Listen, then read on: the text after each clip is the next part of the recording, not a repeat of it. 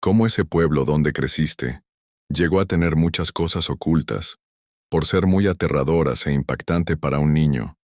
Y al crecer, te das cuenta que ese pueblo que creías que era mágico realmente no lo es, y una maldición que lleva muchos años dañando ese lugar. De pronto eres tú quien está condenado a llevar esa maldición. La maldición de un nahual, de la que no puedes escapar y lo debes enfrentar si quieres poder librarte.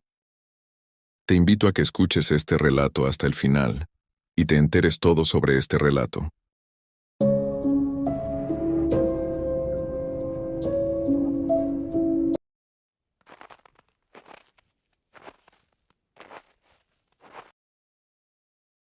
El pueblo de San Isidro del Monte, que parecía detenido en el tiempo, situado entre montañas cubiertas de neblina y caminos de tierra que se volvían lodazales cuando llovía, complicando la ruta del pueblo, ahí donde la vida transcurría lenta, casi olvidada por el mundo moderno. En ese pueblo de antaño vivía Mateo. Este era un joven campesino que había quedado huérfano a los 12 años, después que sus padres murieron en un accidente en la carretera, cuando se dirigían al pueblo, y no teniendo más familiares, Mateo creció bajo el cuidado de su abuela, doña Aurelia, que era la curandera del pueblo, muy conocida y respetada por todos. Desde niño, Mateo escuchó muchas historias, rumores sobre un ser que merodeaba en las noches. Decían que lo que rondaba en los bosques cuando el sol se ocultaba era un nahual, un hombre capaz de transformarse en animal y que se alimentaba del miedo, la sangre y las almas débiles de los desafortunados, que se convertían en sus principales víctimas. Pero como pasa siempre, cada vez que se advierte de algún peligro, del que hay que cuidarse, hay muchos jóvenes que como Mateo lo consideraban un cuento para asustar a los niños, y bajo esa lógica de ellos desobedecían las reglas que se ponían para poder protegerse. Sin embargo, las cosas estaban por cambiar para Mateo, y ahora tendría una manera diferente de ver las cosas, y pronto descubriría que las historias guardaban más verdad de lo que él se imaginaba. Más aún, que tengan algo que ver con él, de manera muy cercana. Y que si los padres les decían que se cuidaran, no era para asustarlos como a niños, ni mucho menos tratarlos así. Y conforme iba pasando el tiempo, Mateo de a poco fue dándose cuenta que muchas cosas extrañas empezaban a pasar. O tal vez ahora que era más grande recién lo notaba. Las primeras señales de las que se dieron cuenta fue de la muerte extraña de animales en los corrales, gallinas abiertas en canal, perros sin ojos y caballos que amanecían jadeando hasta morir. Y la gente murmuraba que era obra del nahual, pero Mateo se negaba a creer tal cosa. Según él, decir que era un nahual era ser muy extremista con las creencias. Y lo más seguro era que lo que atacaba a los animales era algún zorro, coyote o algún otro animal. Pero no lo que las personas aseguraban.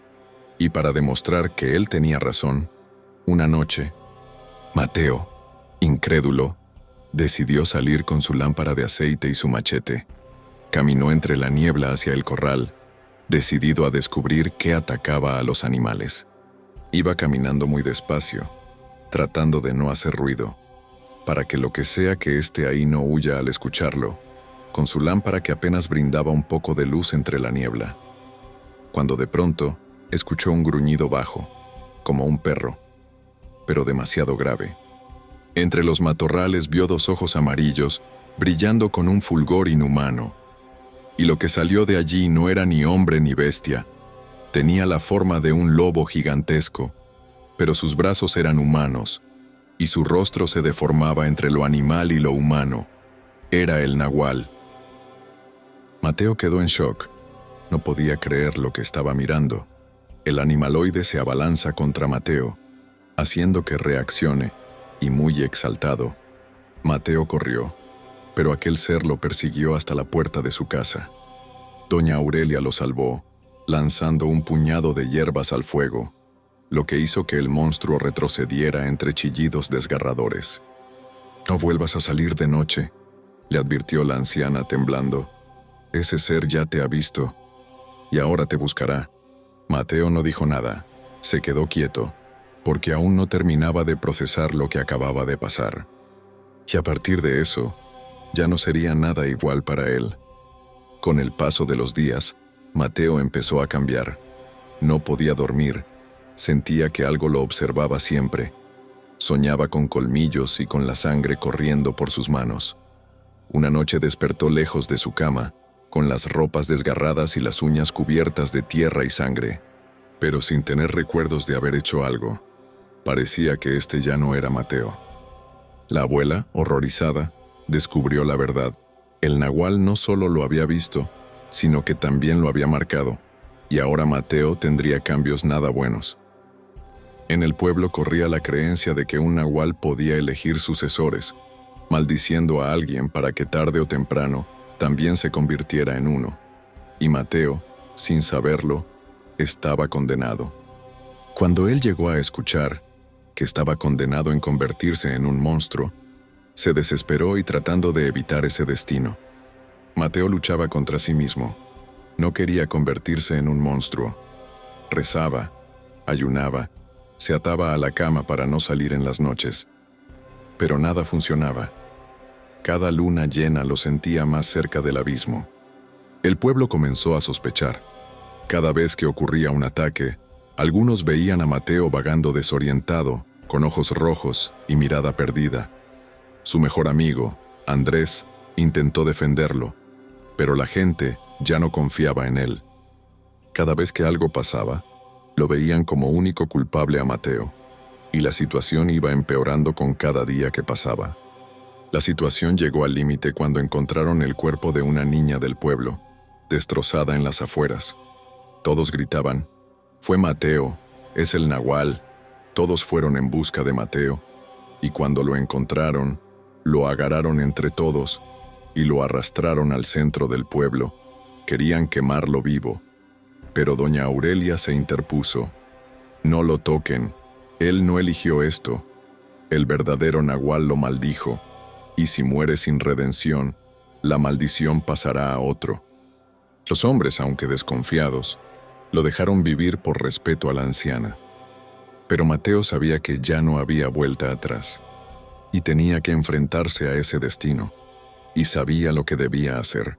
La última luna llena del año se avecinaba, la más poderosa según las creencias. Esa noche, el verdadero nahual vendría a reclamarlo por completo.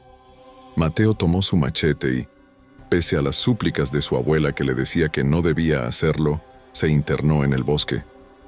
Él solo, porque no quería que nadie más muriera por su culpa.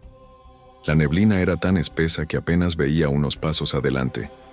Ya estando en el bosque empezó a escuchar que los gruñidos lo rodeaban.